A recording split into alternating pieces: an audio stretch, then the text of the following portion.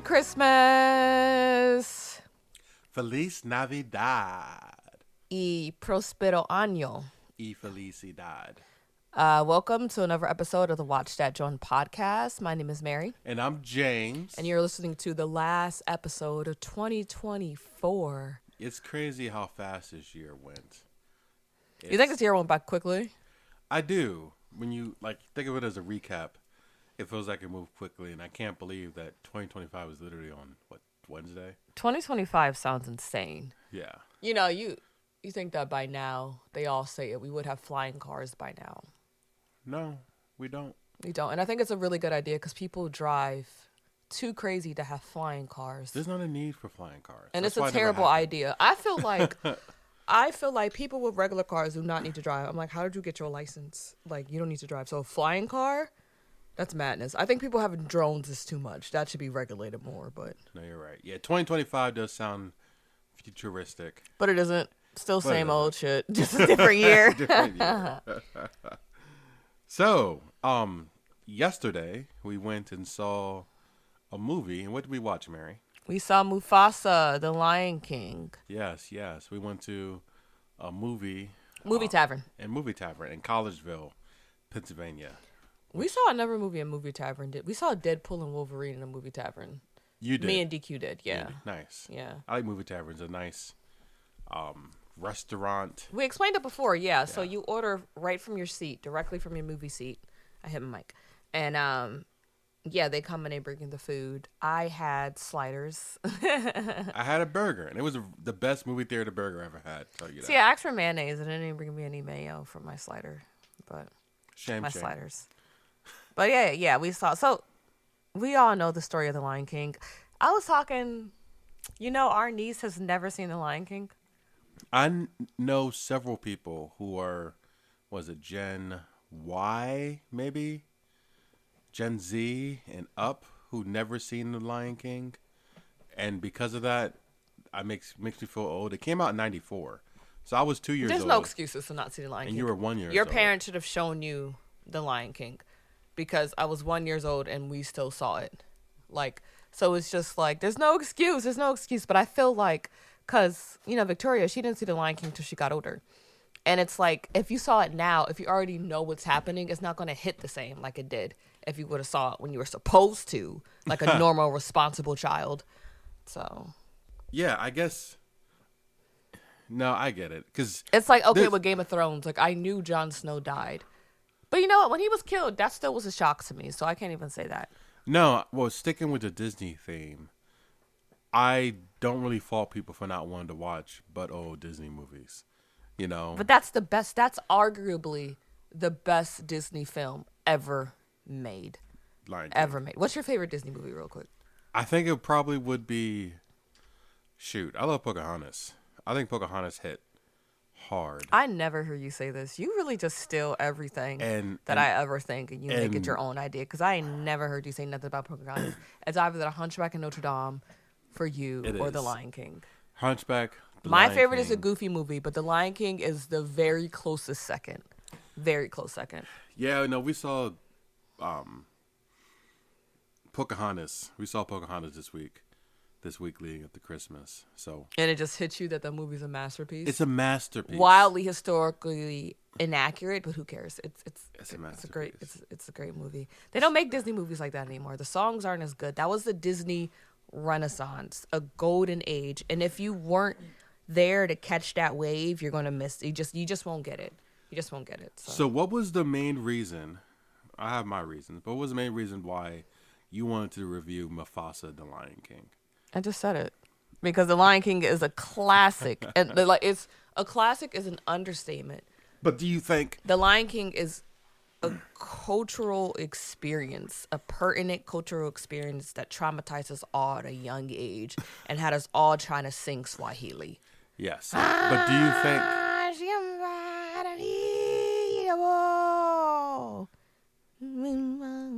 Yeah, that so song. Do you think the nostalgia is what really brought people to the theaters, or was going to continue to bring people to theaters from the original live action that came out in 2019 and this one that just came out on December 20th? Absolutely, because even when I watched the trailer, I was I'm a crybaby. I cry easily.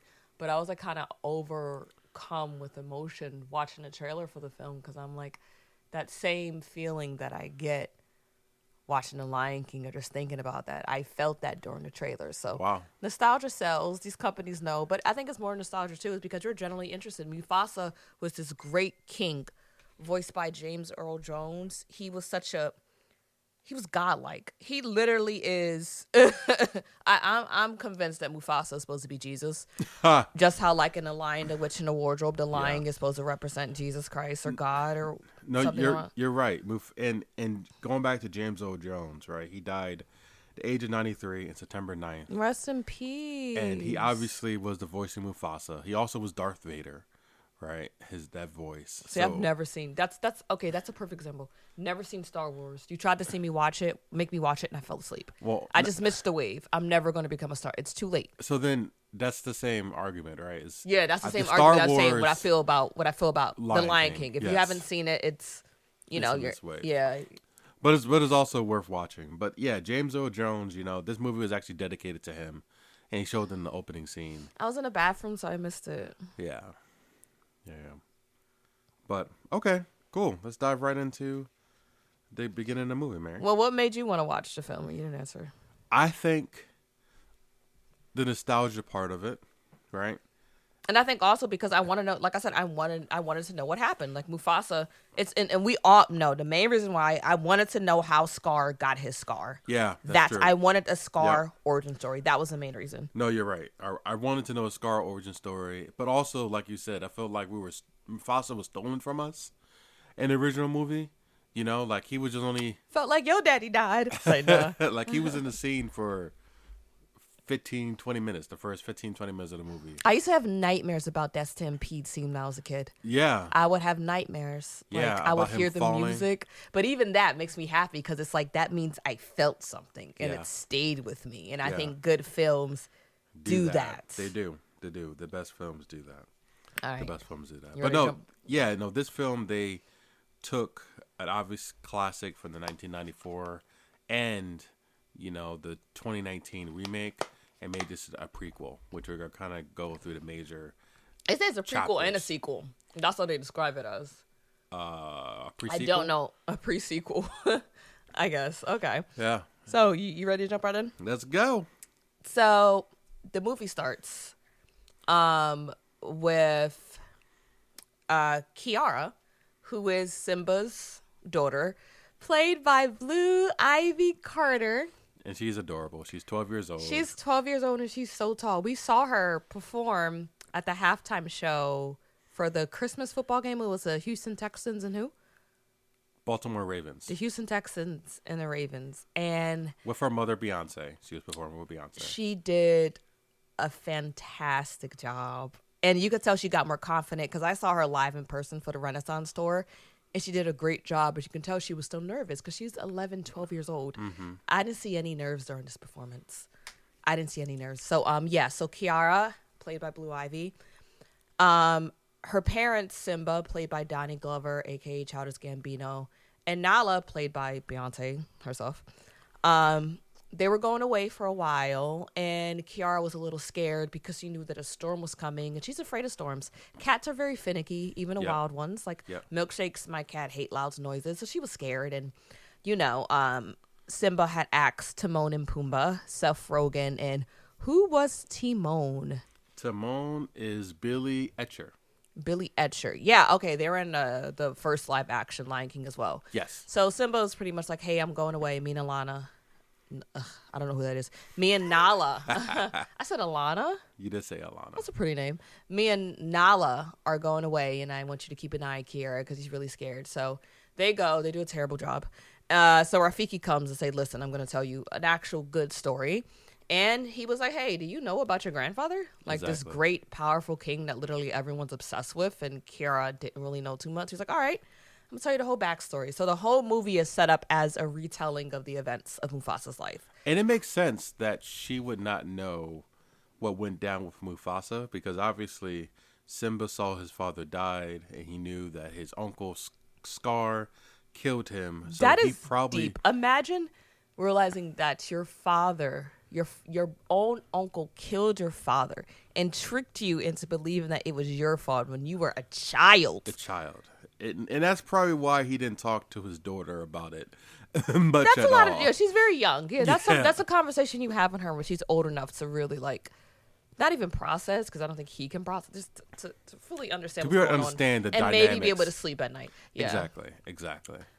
like but Kiara doesn't know Scar either. Scar's dead by this point.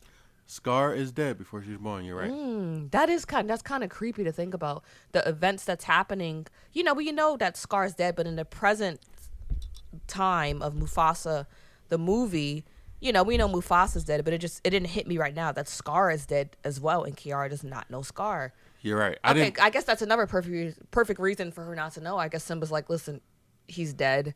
I don't have to unleash this on my daughter. Exactly. Unleash. Because Scar is Scar. You unleash Scar. Yeah. And I don't mean to. I do not mean to go on for too long, but Scar is my favorite character. Your favorite in The Lion King? originally? The original, the favorite one? Yeah. Why? He has the most fun villain song. Be prepared. Be prepared is hard. It's a bop. He said, but we're talking kings in succession. Even you couldn't be caught unaware. Da, da, da, da. So prepare for the coup of the century. Be prepared for insatiable news. Da, da, da. A shiny new era is tiptoeing nearer. But where do we feature? Just listen to teacher. I know it sounds sordid, but yo, listen. Listen to Be Prepared. Yeah. This man is conniving. He's scheming. He's untrustworthy, but he can carry a note and a tune. And the hyena singing background. They did. They go, killed duh, duh. It's so freaking good. So, yeah, I love Scar. I love how dramatic he is. That's why Scar is gay. So this movie confusing. So I saw that. Online. It's a fan fiction, but yes, I saw the that gays online. know. The gays know. That there's some fan fiction that Scar might be gay because of how he's a diva. flamboyant and dramatic. I don't even think he's just a diva. He's like, ugh, I'm tired. Like he's so full of himself. Like, oh my goodness. Yeah. Scar, we're hungry. What does that got to do with me? Like, Yeah, basically, Scar did not want to be bothered by anything until he figured out a plot to kind of take the throne. All right, moving on. So let's go back to this flashback. Yeah. So okay, here's the story that Rafiki is telling Kiara. So let's start. So one day, Mufasa and his parents, his mother Afia, and his father Masego, not the singer Masego, his father's a lion. So one day, they go to a watering hole just to like relax. It's a beautiful watering hole. It's more like an oasis. All the animals are there. They're getting along. No one's trying to eat each other. After a very long drought. It was a very long drought. Yeah, it was a very long drought, and actually, the mother, Afia.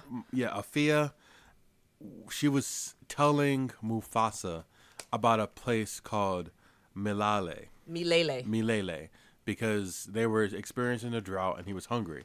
And she was explaining how Milele is this beautiful place. It's paradise. It's paradise. And utopia. And in Swahili, it means forever, right? So this forever utopia place that she was telling him about. And as she was explaining it into song, it started to rain, right? And obviously in Africa, when it rains, it pours. It pours, but it brings all the animals together, right? All the animals, whether it be prey or predators, they come up and they enjoy the water after a very long time of a drought. It's beautiful how necessity can bring about unity even in animals. It does. It's like, listen, normally I'm a lion. I see a cantaloupe or a gazelle. Cantaloupe? Antelope. Cantaloupe is a fruit. Yes. Lions might eat fruit. No? No. Are they strictly carnivore? They're not omnivores? Yes, they're Okay, never mind. carnivores. An antelope or a gazelle. And they're like, hey, like, I know we're side by side, but dog, we're thirsty. It's been a drought. Let's just drink water and, like, have a good time. So that's what they're doing until a flood strikes and chaos ensues. Water's just rushing down everywhere, and there's so much water that the whole watering hole floods, and Mufasa gets swept away in a big old elephant. So the water is blocked off by, like, this little, like, natural dam. But there's a big old elephant also being swept away by the water. He breaks the dam. all the water unleashes, drowning Mufasa's father, Masego, and separating Mufasa from his mother, Afia. And I guess I'm going to keep going, and I'll say it later. So days go on. Mufasa is on a tree branch, just floating down to what now is the river. And he's awoken by the sound of a young cub. He looks up and he sees a cub named Taka. And Taka's like, hey. He wakes him up. Mufasa's like, where am I? And Taka's like, what does he say? He says, hey, I have a secret. You want to hear a secret? I got a secret. And Taka's like, Mufasa's like, yeah, I'll hear it. He's like, Taka's like, I shouldn't really be talking to outsiders. My mother said I shouldn't talk to outsiders. My father said I shouldn't talk to outsiders, so I won't tell you the secret. Mufasa's like, just tell me. He's like, I don't really know if I should. Mufasa's like, just tell me. And Taka's like, okay, you're about to be eaten. In a big Pure old, joy. Pure joy. So Mufasa turns around and sees like 3 alligators or crocodiles. I can't tell the difference. Coming straight towards him, and they're about to eat him. So Taka, I can't remember exactly what happens, but Taka manages to try to pull Mufasa out of the water. And it's so funny because before he pulls him, he has this little sigh of like, ugh, I have to help him. And he pulls him, you know, he digs his claws into Mufasa's claws. And it's just a brief moment of a callback to the original Lion King movie. Yep. That's notorious scene where Scar digs his claws into Mufasa when he's hanging off the cliff and the stampedes below. And what does he say? All hail the king. He says something sinister and just asshole-like. Oh, I don't remember what he says. He says something so wicked, and he just lets his own brother fall to his death. Oh, I don't know. I know he said I killed Mufasa to Simba. Yeah. Keep going. I'll look it up. Making these, yeah.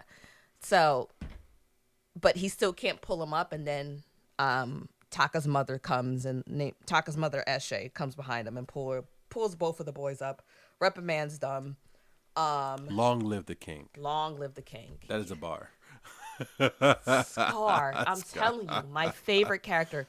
Timon and Pumbaa, very close, but Scar is just, I love it. I just love it. He's evil and comical at the same time. So, so Eshe saves the 2 boys, and she's like, look, we're not supposed to have outsiders, but I'm going to take you to the rest of the pride to meet them and our king, Obasi. So they go to the rest of the pride, and they meet Obasi, who is beautiful. He's just his mane and his face. Obasi's beautiful. But Obasi's pissed. He doesn't like outsiders. He's like, can we just eat this dude? Like, I don't know who Mufasa is. Like, I don't like outsiders, especially a male outsider. Exactly. And you already have a male cub. A male cub in Taka. So what Obasi says is that, hey, look, I'm either going to eat this lion, or if Taka and Mufasa race, if Mufasa wins, we'll let him live, and he can live amongst the female lions.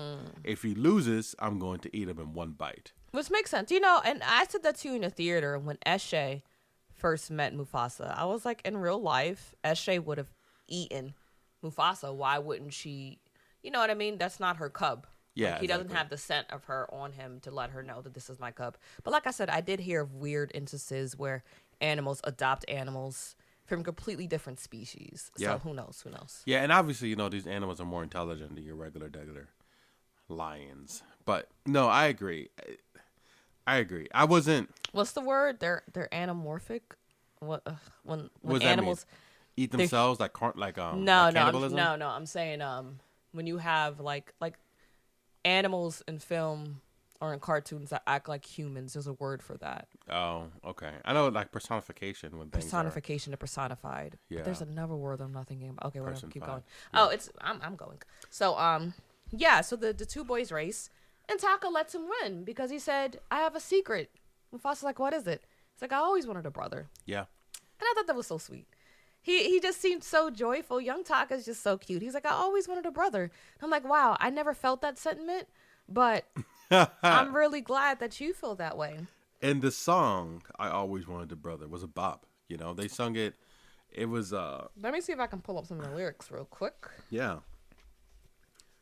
I think that was the first song I caught because the first song is opening up that we skipped over. It wasn't The Circle of Life. It wasn't. I was in the bathroom and I heard something, but I'm like, it's not The Lion King. I was like, the movie didn't start it because something sounds like The Circle of Life, but it's not it, so I'm not going to rush. But like, let me rush anyway. And I came in and I was like, what the hell is this? This is not The Circle of Life. It's by the same artist. I don't care. Lebo M. Lebo. He's sung. I'm gonna mispronounce this. Of course. Nagosmo. Nagamso. Nagamso. How do you spell it? It's Ngomso. Nagamso. And it means a better tomorrow, right? And it's similar to A Circle of Life, but obviously it's not the iconic Circle of Life. And then the next song was Malele, that like we talked about with Mufasa's parents sung that to him. So this third song really stood out to me as I always wanted a brother. He said, make a wish on the brightest star and say, I always wanted a brother. I always wanted a brother. I always wanted a brother just like you. And I always wanted a brother. I always wanted a brother. I always wanted a brother just like you. Yeah, and these songs was written by, once again, I think Lin-Manuel Miranda. Right, I was trying to figure out something to call him. And even the genius of our generation, musical genius of our generation. Yeah, he's a theater savant. Yes. But even when Taka and Mufasa, let's see how many. I'm really trying hard not to call Mufasa Simba. Ha, yeah. Trying so hard. So yeah. And originally when they said Taka's name, I thought they said Tucker. I thought they said Tucker too, and I was like, that is not an African name. But he has like this weird sort of Stewie Griffin British accent, but not really British accent. Yeah. So in my mind, I'm like, okay, Tucker, because obviously he's not from this continent, but who knows? But yeah, even when Taka and Mufasa finish the race and they go back to meet Obasi's like talking trash, and Mufasa's like, say it to my face, because Obasi's like on a tree relaxing. All he does is sleep, and he's talking trash, and Mufasa's like, say it to my face, and then Taka pipes up for him. He's like, what did you say about my brother? That's not a stray. That's my brother. You stay away from my brother because I say so. If you put your paws on my brother, you'll meet the jaws of his brother. Mm. Those are the laws for my brother. Like he set the stage. He say, listen, I am the heir. You know what I mean? At one point, I'm gonna grow enough, because that's how the animal kingdom is. Yep. Do you remember the episode? Another American Dad reference. American Dad reference number 54. That episode where Stan is realizing that Steve, his son, is becoming slowly transforming into a man, and he sees it in a very animalistic way because Stan's an idiot. Like when they're lions, when a lion has a male cub, when the cub gets older enough, he fights his father for dominance over the pride. Yep. And you can have the pick of the females. And then the loser goes away on his own to either die or maybe find another pride. So that's what's going to happen. Realistically, so Taka does have the right to kind of stake his claim now and say, hey, these are the laws. Don't touch my damn brother. Yeah. But, he's still too young. And Mufasa sent away to go live with Eshe and the other females. So, but one thing, okay, since we're done this, the beginning section of the recap, I feel like throughout this movie, and I noticed it with the flood scene, and it was like, oh, okay, I feel like they're trying so hard to recreate the stampede scene from the first movie, and just different ways, like the flush, like, okay, in the original Lion King, Simba is in the valley by himself. Mm-hmm. The stampede starts.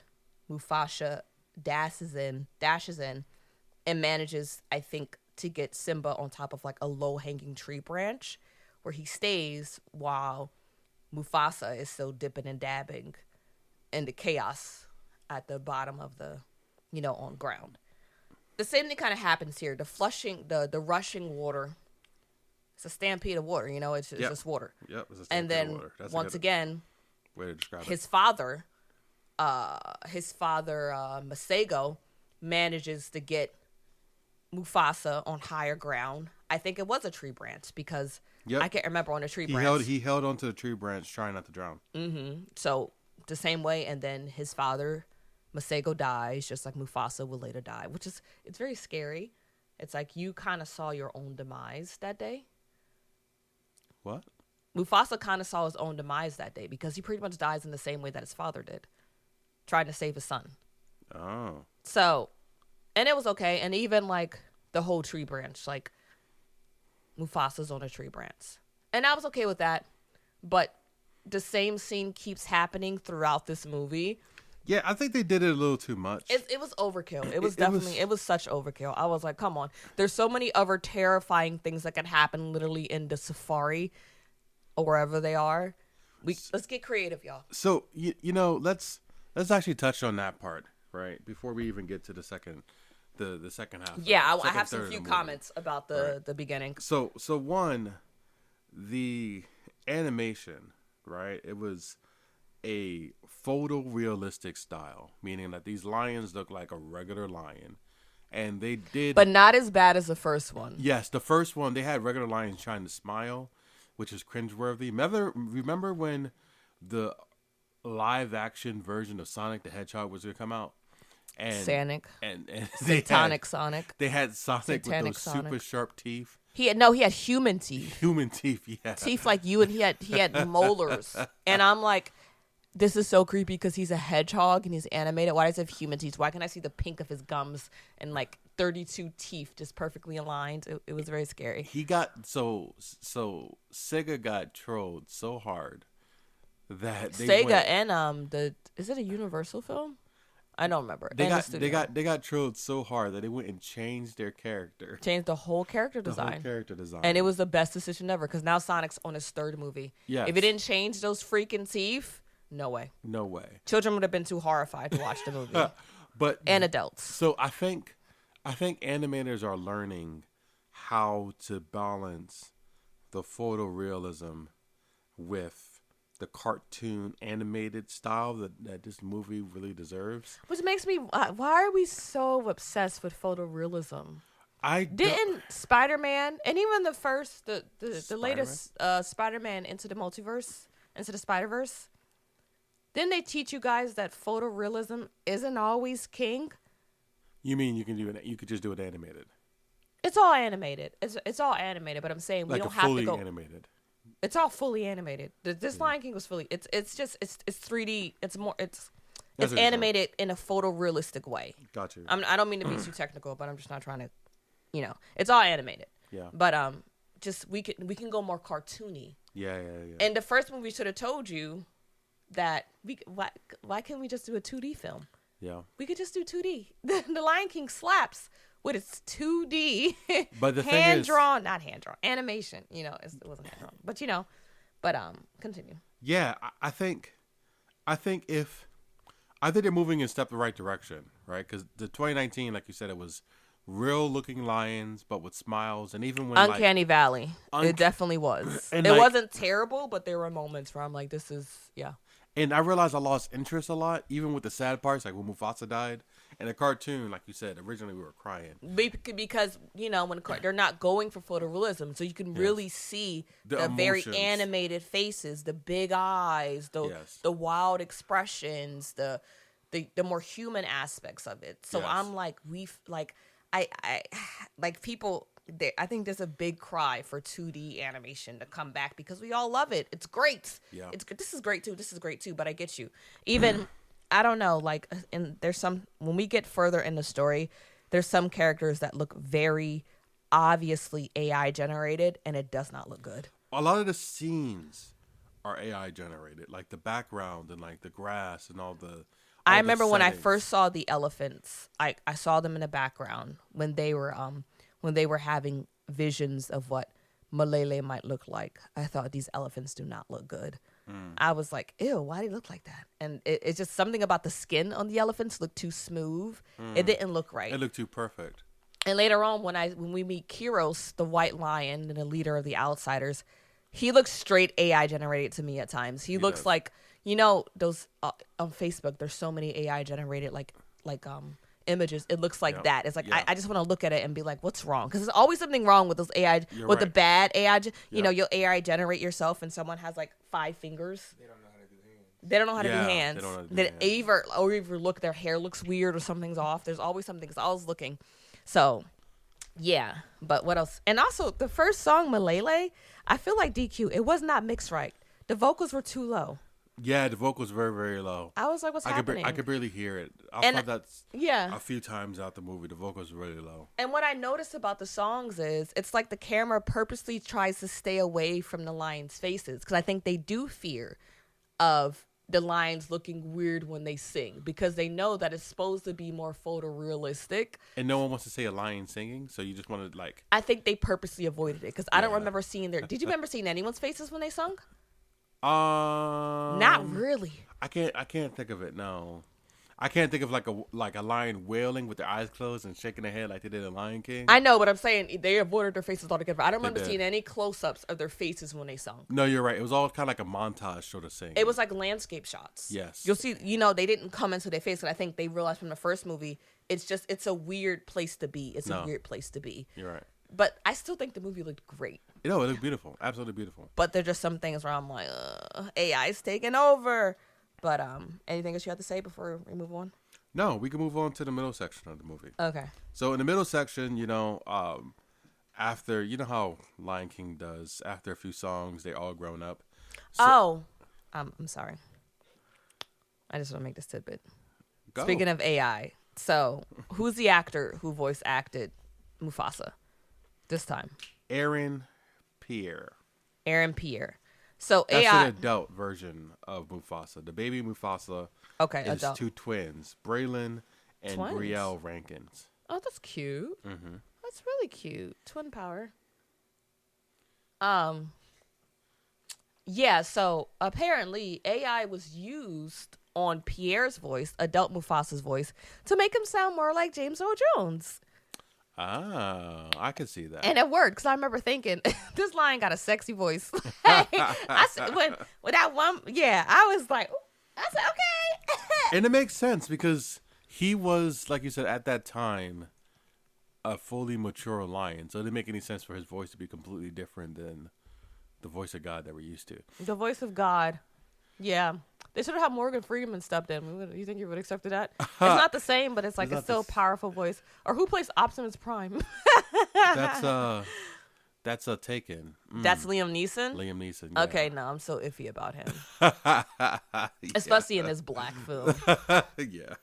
So in the middle of the movie, right, when Mufasa grows up with Taka, Mufasa is actually being trained by Eshe, Taka's mother, who has essentially adopted him, to hunt. And Mufasa has this uncanny ability, almost supernatural, to like listen Uncanny. and hear and like sense animals and movements from miles and miles away. So she's impressed by it. She's like, no other male lion has these senses.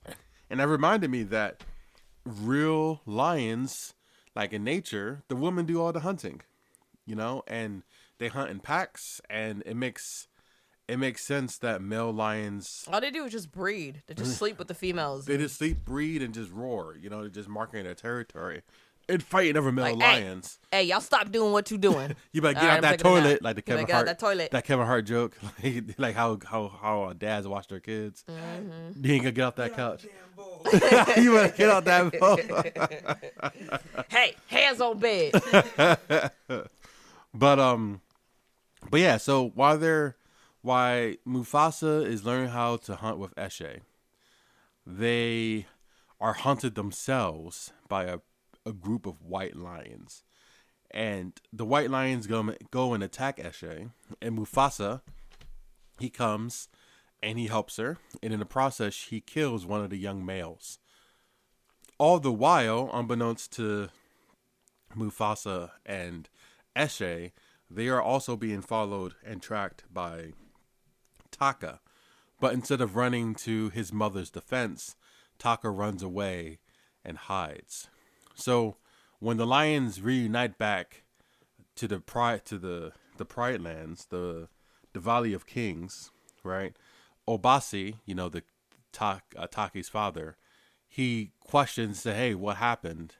And that's when Eshe reveals that Mufasa saved her, and that there's a group of white lions who are a bunch of outsiders who are coming to take over the Valley of Kings. So Abasi, in his fear, he goes and talks to his son Taka and say, you will never speak that you ran away, because no one could ever know that you were a coward, because that would hurt his royal bloodline. That would take away the legitimacy, his claim to the throne. This claim to the throne, because like we talked about earlier, the Lion King is all about power. It's all about being powerful, right? If you challenge me for the throne, you win, you take it. That's it, right? So if this lion couldn't even protect his own mother, why should the whole pride, follow him? Yeah, you abandon your mom. Your mom.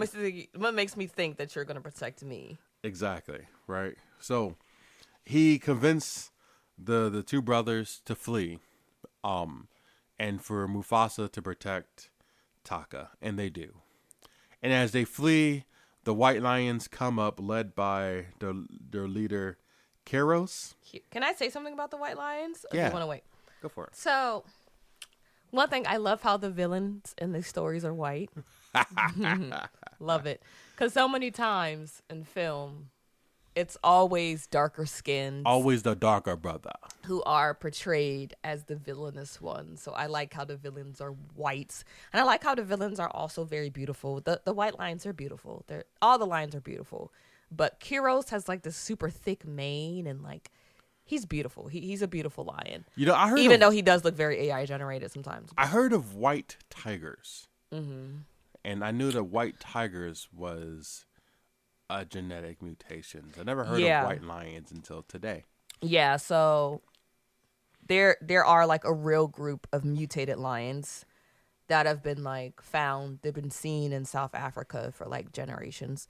And they do come from the typical brown lions. It's just a mutation. Yeah. So the story of these white lions pretty much is that like the outsiders, that's the group that the white lions are called, because they're not all from the same tribe. They're a misfit of outsiders that came together because they've been rejected by their own families because, they're white and they're just different from the color of their fur. They're a collection of bastards. That's what we're trying to say. I suppose, yeah, of the forgotten, of the forsaken. So they joined together, and because of, they have such bitterness and resentment towards them being abandoned and made outsiders, that they have a lot of hatred. They're very angry whites. Just imagine a mob of angry whites just chasing you everywhere you go. Trying to conquer everywhere they go.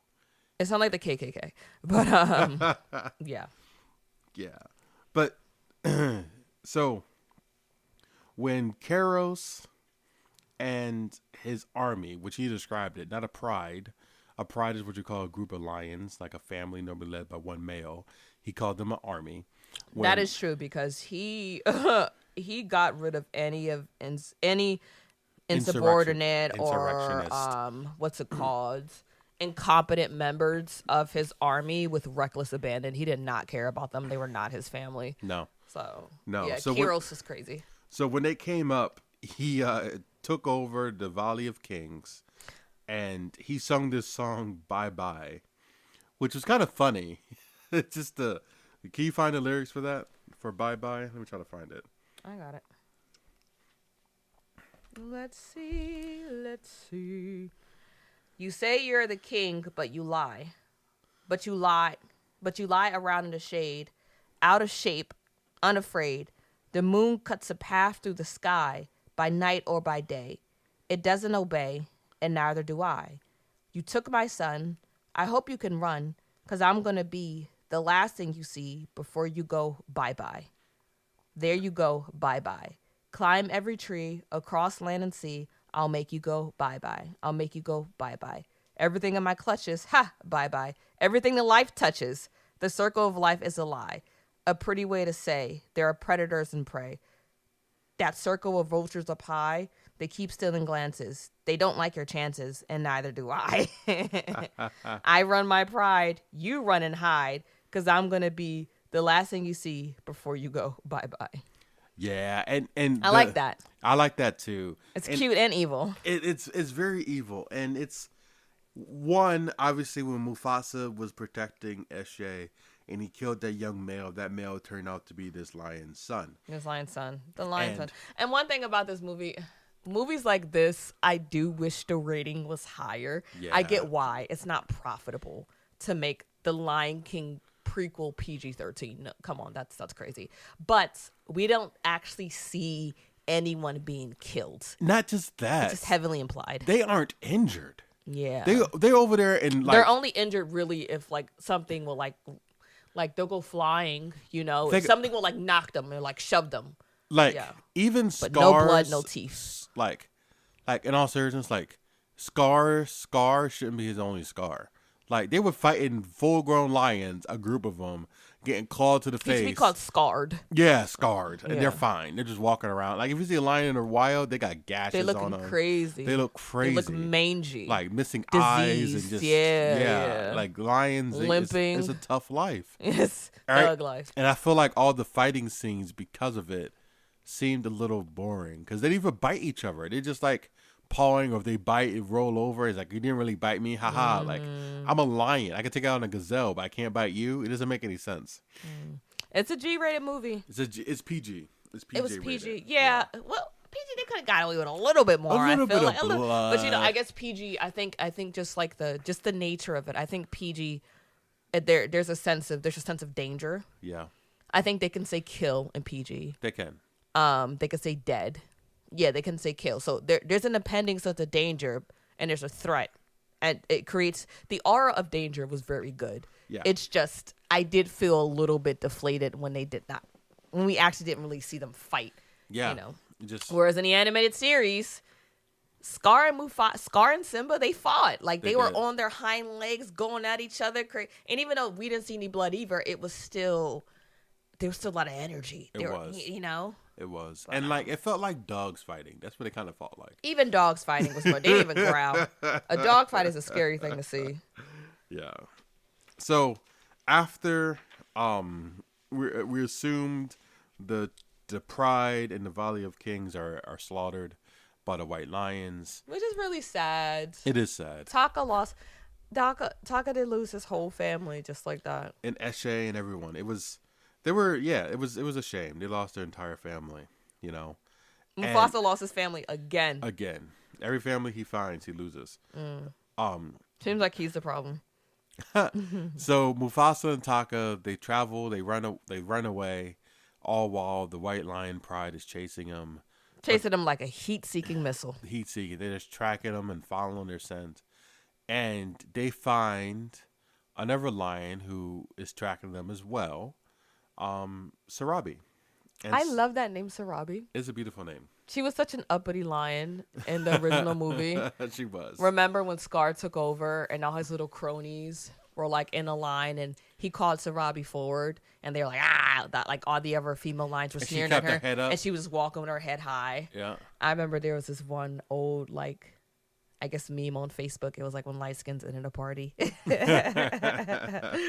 So Sarabi, she is also a young female lion. She was separated from her tribe. She's quite a looker. Right. She was chased out of her tribe And she's royalty by the outsiders. the outsiders. Yeah.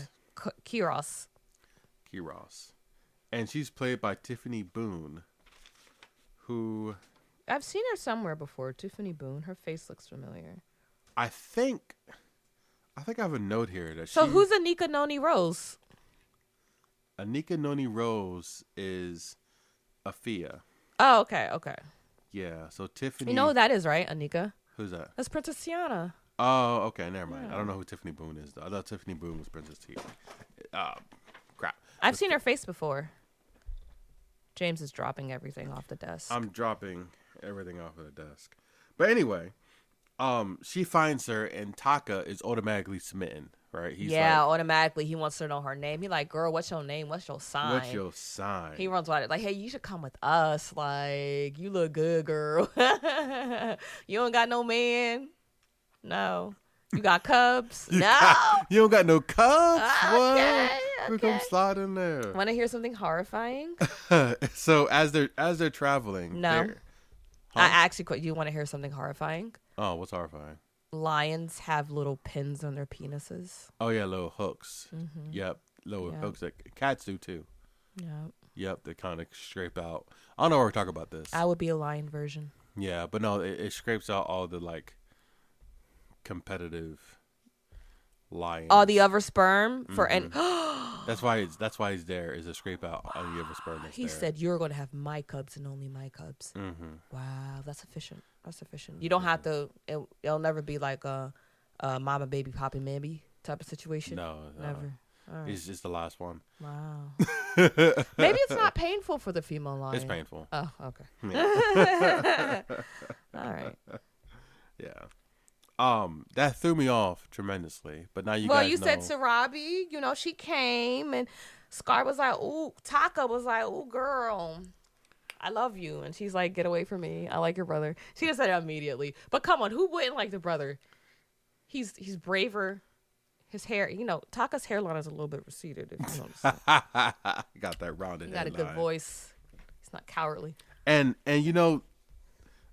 Mufasa did his best to hook him up. He suggested that Taka goes to her and asks her questions, learn about herself. He tells Taka that to mention like the flowers that she smelled like, because he can smell the flowers on her fur. The duck flowers. The duck flowers. And Taka comes up and says, hey, you smell like a duck.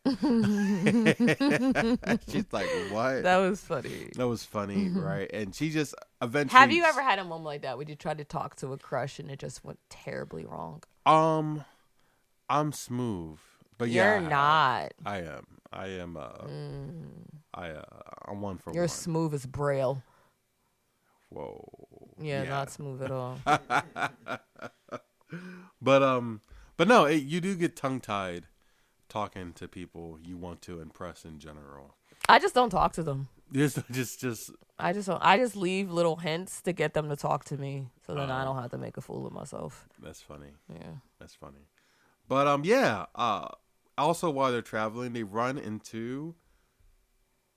Well, not Nala. Sarabi's traveling with Zazu, the hornbill that we all know and love. Oh, I forgot about Zazu. The killjoy that we all love. Yep. Yeah. And Zazu, he's useful, right? Because he flies around and he scouts the area. Not only as comic relief, but in that way as well. Yeah. The comic relief part, it was okay. I think it was funny. I think it was funny to Timon and Pumbaa. I did not find Timon and Pumbaa funny at all. No, you're right. No, Zazu was just, I don't know, he was just kind of funny. Not like haha funny, but I enjoyed them more than I enjoyed Timon and Pumbaa. No, that was right. very disappointing. Timon and Pumbaa was disappointing. Because you think about The Lion King 1.5. They were hilarious. That movie's so freaking good. It is. We just watched They have it. 3 great sequels. They do. And they're all animated. Well, 2D animated. No, but I think the going back to photorealism, it did Timon and Pumbaa poorly. Like, because lions I remember you saw Timon and Pumbaa in the background. You was like, "What is that?" And I didn't know what it was either. I was like, "Oh, that's Timon on top of Pumbaa." Yeah. I didn't know what the heck that was. Because warhogs are not pretty animals, Joe. They are disgusting, little furry looking. People could say the same thing about you, James. Probably. No. They haven't though. No, right to your face. It's like, But I keep making you lose your train of thought. You do. This is why this podcast is so long, because I just go off on tangents. So anyway, they also meet up with Rafiki. Rafiki is also an outcast, and he's not a baboon, but he's a mandrill. And what is a mandrill, Mary? So, according to dictionary.com, if you look at Rafiki, he looks different from other baboons. He has like this blue sort of pattern on his muzzle. So, this is a quote from dictionary.com. A baboon is a large, ground-dwelling monkey found in Africa and Arabia with a dog-like muzzle, large cheek pouches, and a short tail. A mandrill is a specific type of large baboon from Western Africa. Male mandrills are known for their bright red and blue faces and ribbed muzzles. Yeah. And that's exactly what Rafiki has. And he says it. He's like, I'm not a baboon. I'm a mandrill. Mm-hmm. And so Rafiki has like these visions. He's a shaman, like you say. His third eye is open. Yes. He's woke. And he sees his That's visions, and he mentions Malele. And Malele is obviously, that rings a bell with Mufasa, because that's what his parents. Yeah, are saying. after Rafiki gets kicked out, he's like, I'm going to Manele. Yeah. And I thought it was so funny. The three lions are starving. They haven't eaten, and we didn't even see them eat the whole time. We haven't. They never hunt or nothing. They're trying to avoid it. You know what I mean? Yeah. They're trying to avoid showing us hunt animals, but they haven't eaten, so they try to eat Rafiki.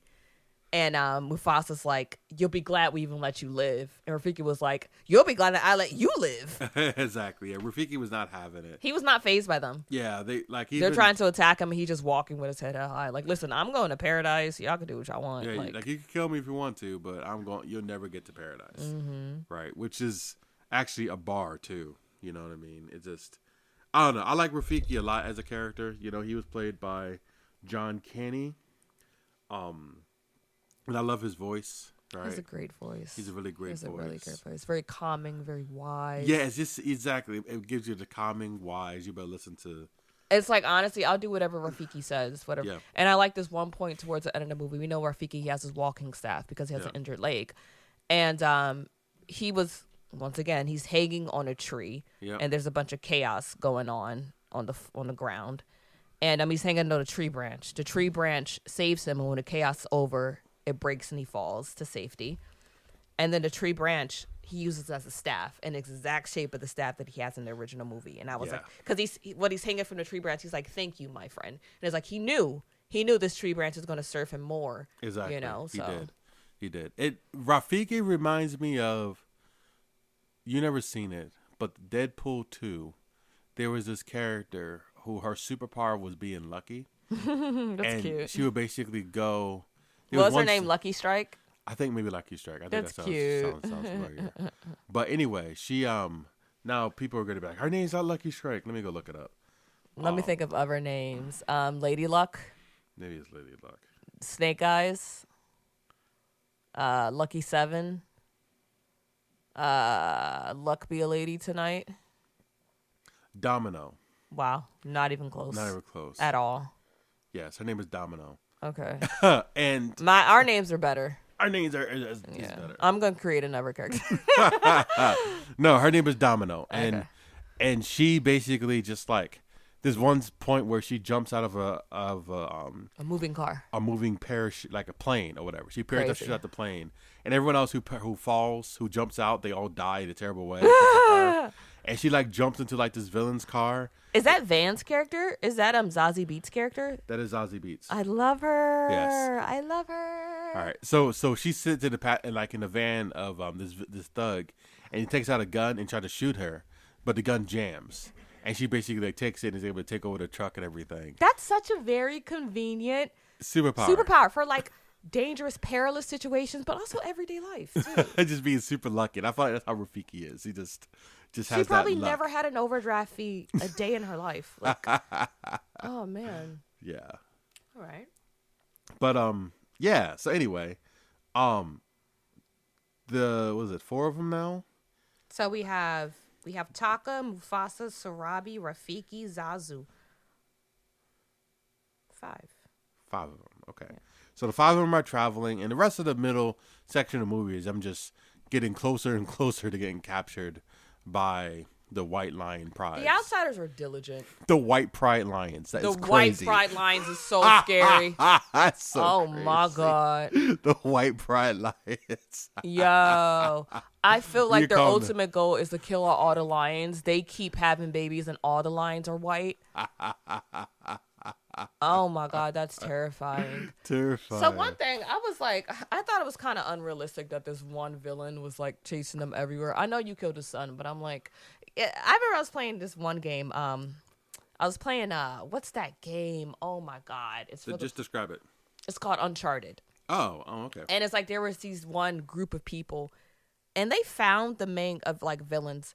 And they found my character no matter where he went. And I'm like, how many are there? Like, I literally That reminds me of the series of unfortunate events with Count Olaf always found the kids. No matter where they went, just always popped up and found them. I don't know why that feels more believable. It was like I would literally travel across the world in this game and they'll just pop up. somewhere. Like I'll be in Morocco one day and like I don't know, in Cali the next day, and they're there, and it's like, how do you keep finding me? Like, is there? It was really weird. That's how I felt. But okay, can we transition or No, so let's only other part I want to talk about is there was one scene during the White Pride lion attack where um where Sarabi, in order to cause a diversion, she knocked a hornet's nest into a group of elephants, and it so caused you a can do that stampede. in The Legend of Zelda, actually, in Tears of the Kingdom and in Breath of the Wild. There's these group of monsters, and if there's a hornet's nest by, you just shoot an arrow, the hornet's nest falls, and all the monsters get all scared and they run away and they get attacked, and you can come in and sneak them, Nice. sneak attack them, or you could just steal treasure while they're like fighting it. Yeah, it's great. That's pretty cool. Yeah, the game is so creative. Everyone should play it. But yeah. So anyway, the stampede happens. The stampede again with the herd of elephants, and they're Exactly. dipping and diving. I'm like, we're doing this again. Okay, we're doing this again. Rafiki's still in it's the same thing. It's the same thing. Give her something new. But So then Sarabi, she gets knocked unconscious, and Mufasa rescues her and says, I got you, as she's unconscious. that was sexy. Sexy. He's like, I got you. But then when she wakes up, he tells her that Taka actually saved her. Which, Such a good brother. right, says, hey, Taka saved you. And Taka's like, what? Oh, Well, okay. he's like, yeah, I saved you. It was nothing else. What else could I do? He tried to play it off, but doing a good job. Yeah. But eventually, Sarabi, she puts two and two together that, She's like, Taka ain't like that. yeah. Like, first of all, you have that sense of smell. You could smell everything. Yeah. I know Taka can't smell like that. So I know it was you who smelled the flowers from my home land on me, not Taka. And there was the one part of the film where Rafiki was walking and he got tired, and Mufasa put him on his back and was like, Rafiki, I got you. Yeah, they were walking through like that snowy mountain, and the snow was Rafiki. He's a lot smaller. Yeah, so Mufasa put him on his back and was like, I got you, and that's also sexy. You ever heard of smash cakes or hear me out cakes? No. So it's this trend going online. I know she's talking. I told him about it. There's this trend going online, right? Don't switch your I'm eye. scared. It's great. I'm scared. It's great. So it's great. It's great. There's this trend going online, right? Where you have a cake, and cake toppers, right? You know what a cake topper is? Like the little man and woman you put on top of wedding cakes. Not even that. It'll be like a stick with like an image on like if I had a Demon Slayer cake topper with like Tanjiro on top of it. Okay, yeah. So on the smash cake, you put everyone in a cake who you would smash. Oh, okay. People have gone crazy. People put the car Lightning McQueen on the cake. That's what it's called. It's like, hear me out. Hear me out. Hear me out. You remember the bad John from El Dorado? Shell? Yep. She wouldn't be on your hear me out cake? Your smash cake? Yeah, probably. She would. Like, yeah. so many anime characters would be on my cake, and Mufasa would too. Mufasa. Someone said Spirit. You know the horse? The spirit horse. I thought about Mrs. Incredible. She's Of course. She's obviously Mrs. Thickness. Yeah, Slim Thick. Yeah. Slim Thick. Oh my God. Nani's 18. It's Nani from Lilo and Stitch. Oh yeah. Come yeah. on. Yeah. Smash cake. Who else? Yeah. So yeah, he'll be on my cake. He's stupid. I think I yield my time. We can talk about the end section. Okay. Let's see. Okay, yeah, the end. That is my part. Oh, so, wait. no, that is my part. That's my part. That's where, yeah, I know what you're getting at. I got that. All right. So, yeah, Sarabi and Mufasa are confessing their love to each other. They're singing a song. Let me see about the lyrics, because I did like it. It wasn't any "Can you feel the love tonight"? Come on. No, it wasn't. It was It wasn't even you Pendy. Oh, we forgot about "We Go Together." Okay.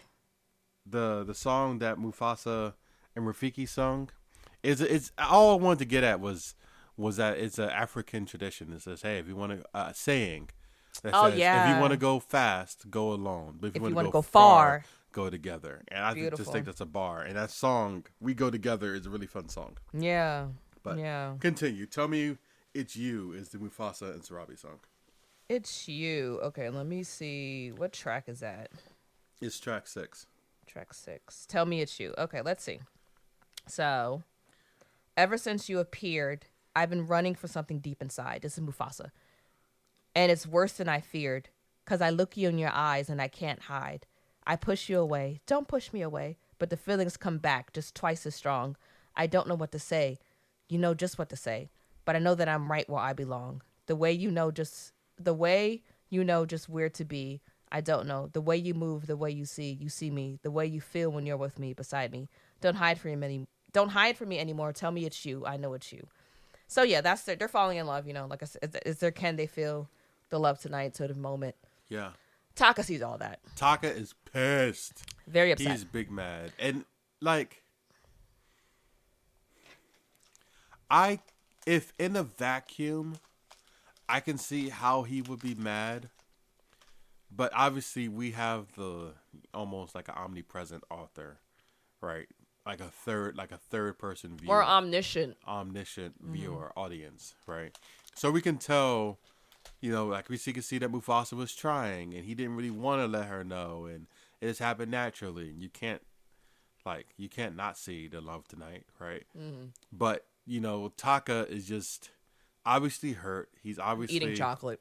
If y'all hear it. Bitter. Anyway, and he just basically, this is his evil moment. This is his supervillain moment. Demon mode. Right, where he just changed. And the song he sings is called Brother Betrayed. Put that up? Okay. Yeah, pull that up. Let me finish chewing. I'll read it while you chew. You can't read. I can read a little bit. You know I love her, my brother. There's nothing we keep from each other. I saved your life. This is how you repay me? What do I do? What does it mean? How do I ever unsee what I've seen? He was my kin. She was my queen. Now it's broken forever. And tell her it's you. She knows it's you. What did you say to her? What did you do? I'm next in line. She should be mine. Ha! Are the ancestors laughing? What would they say? Father is gone, not before giving me strength to go on. He never trusted you. Did he know you betrayed me so? When you were drowning, I pulled you out. I gave you life, which you lived in my debt. Now I'm the one drowning, tumbling down, trying to escape what I cannot forget. I have a brother no longer. It's over and done. Now all I have is a shame and his rage that I can't outrun. He big mad. Big mad. So my thing is, I'm gonna ask you. I know jealousy is a powerful emotion. I think the Bible says it's crueler than the grave. It really is. It's nasty because it's a mixture between insecurity, anger, hurts, feeling bitterness. hurt, and a lot of times it's the people who've done nothing to you. Yep. So it makes you feel bad too. It's one of the 7 deadly sins too. Envy. Right? Envy. So envy and jealousy is different. This is jealousy. I could be envy is me wanting something that belongs to you. Jealousy is envy is me wanting your old you hoodie that you're wearing right now. Me wanting something for myself. This jealousy hoodie is fire. It's cool. Jealousy is what Taka's feeling. Envy normally refers to me wanting something that belongs to you. Like you'll be envious of someone's cool eagle. You'll be envious of my Eagles jacket. I know you are. But your girlfriend can make you jealous, not envious. I see what you're saying. They're a little different. Okay. Yeah. So jealousy normally doesn't pertain to something that like physical that you want. Like I want, you know what I mean? Yeah. So, and I know jealousy, like I said, it's cruel. I hate feeling jealous. It's the worst feeling, especially with someone who didn't do anything to me. Yeah. So, but I think this is why I wish the movie, another reason why I wish the movie was had a higher rating. I feel like I said, my main motivation for wanting to see this movie is like, we're finally going to get a Scar backstory. I feel like if this movie had a higher rating, like I said, it doesn't make any sense. It doesn't make no sense. We can really work on the resentment that builds in Scar throughout the years. Because in this movie, his turn to villainy seems very sudden. Like I said, I understand jealousy is strong, but I don't think it was really framed too much as a straw that broke the camel's back until he said so in this song. He said, okay, my mother was with you the whole time.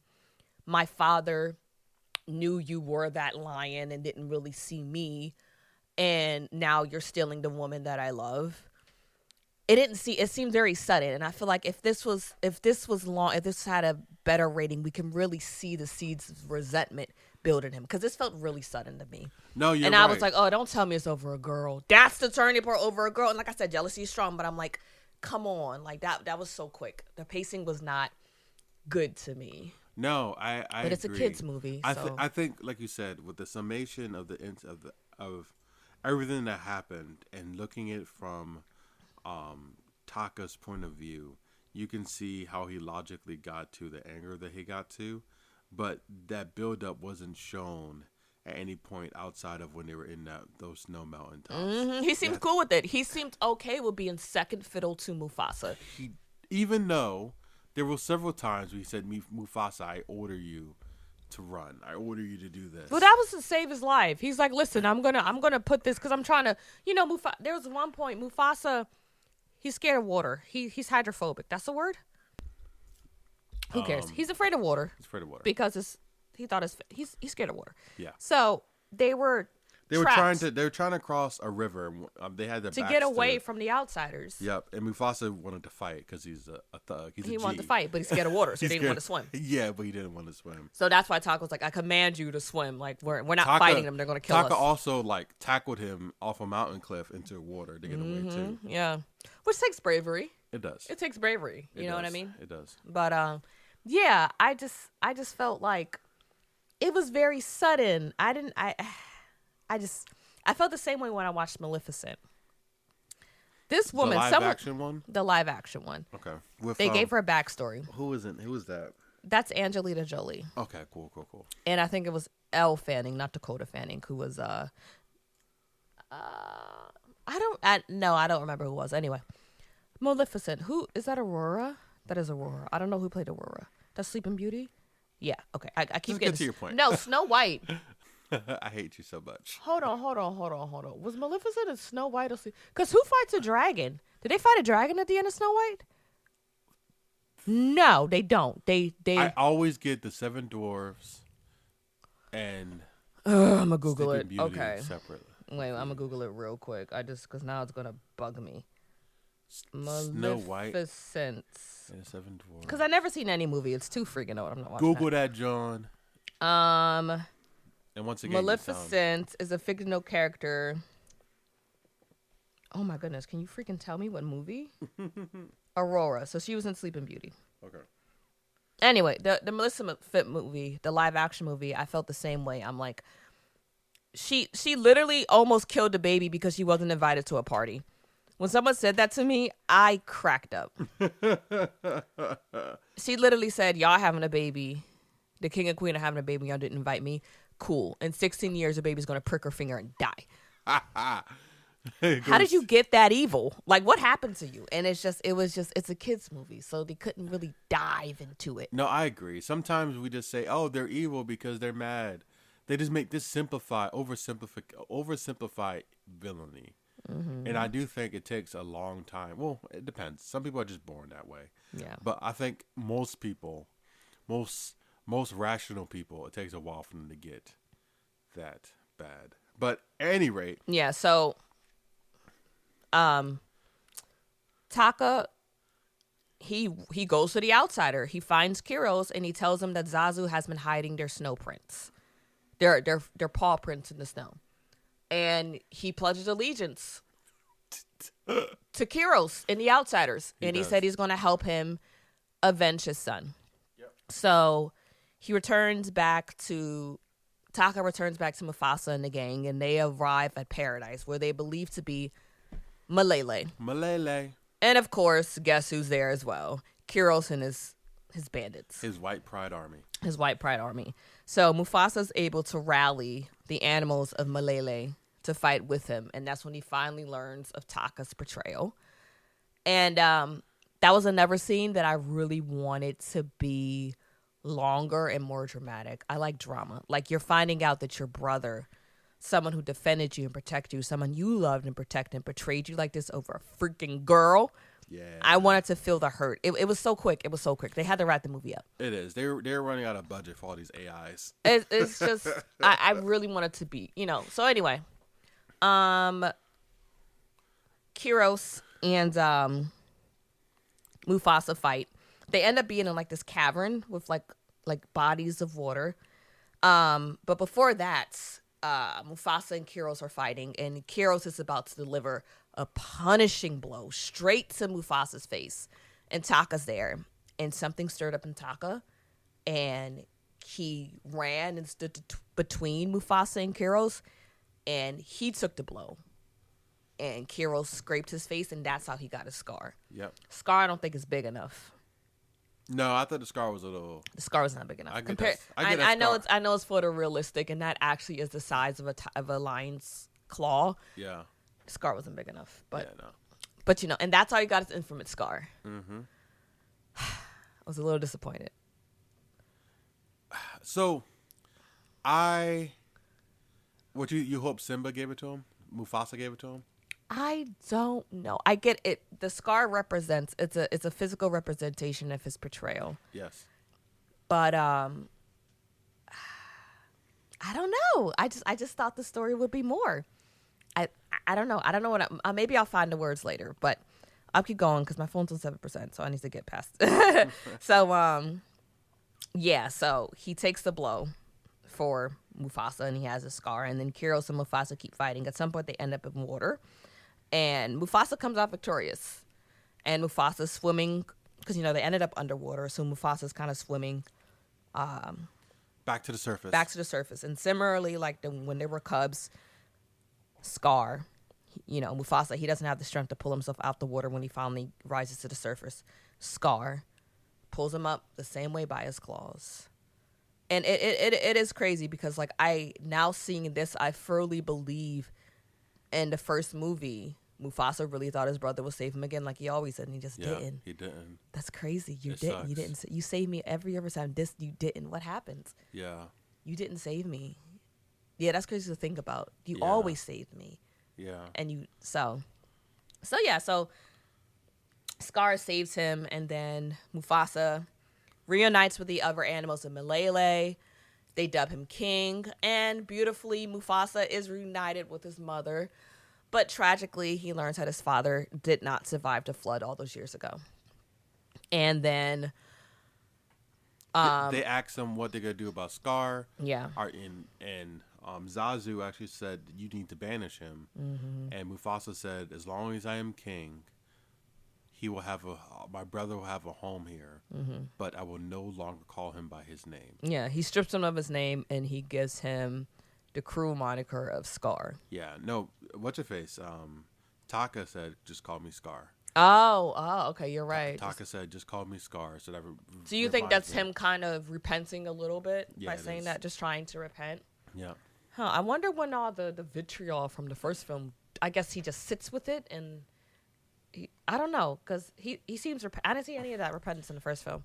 No, but it's also years prior. So the stuff all build back up. You could tell that, Scar, we could call him now, he's the type of person that just lets stuff grow, and his anger just grows, and eventually it turned him into. He's just sitting with his own thoughts, creating narratives in his head, and yes, that happens to me sometimes. Yes, and I think, just ruminating on something. Yes, and Simba being born also triggered it because he realized, dag, not only am I not going to be king after Mufasa passes away, I got to watch Simba and his entire bloodline now continue, and I'm never going to be. Yeah, I don't think people consider him part of the royal family. No, he wasn't. Yeah, he definitely wasn't. Especially since he would have, but he didn't betray them. But it's like, you're an outsider, so you're not even. Yeah. He was basically considered an outsider again, even though to his vantage point, he was like, I was heir to the throne, right? I was supposed to be the king of the Valley of Kings, right? And the King of Kings. Yeah, exactly. And I was supposed to be X, Y, and Z. And Simba was the outsider. I mean, Mufasa. Mufasa was the outsider. We only did it once. We only did that once. I know. Okay, that's good. I'm actually pretty impressed. Like, you have to keep looking at it. Mufasa. Yeah. Mufasa. So the story ends. Rafiki wraps up the story, and then Simba and Nala come back, and they're saying, hey, Kiara, we want you to meet our new son. Yep. And I was like, what? Did they always have another kid? Is this new? But according to D'Angeli, the kid's always been there. She said the kid was introduced. Do you ever? So they said the kid was introduced at the In the end of second Lion movie. King 2. Lion King 2, I they held him vaguely up. remember that. Yeah. I thought that was Kiara. I thought it was Kiara in the Lion King 1. Hold on. But Who's Kovu and Kiara's kid? That's who they were introducing. Kovu and Kiara's kid. But there definitely is a spin-off Disney show called The Lion Guard. I heard of that. I never Right. watched it. And Lion Guard starred a Keon, who was Simba's youngest kid. Keon.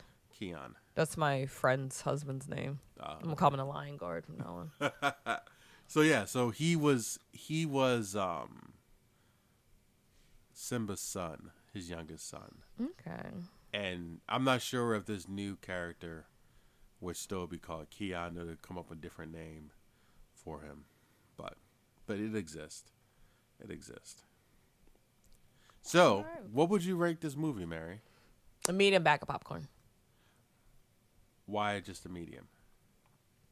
Cause like it's like I said, sometimes the AI looks really bad.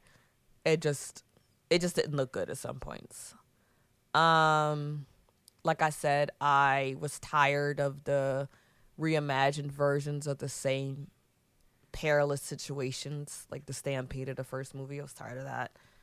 The songs didn't really do it for me. There wasn't a song that I thought, ooh, like it wasn't a bop.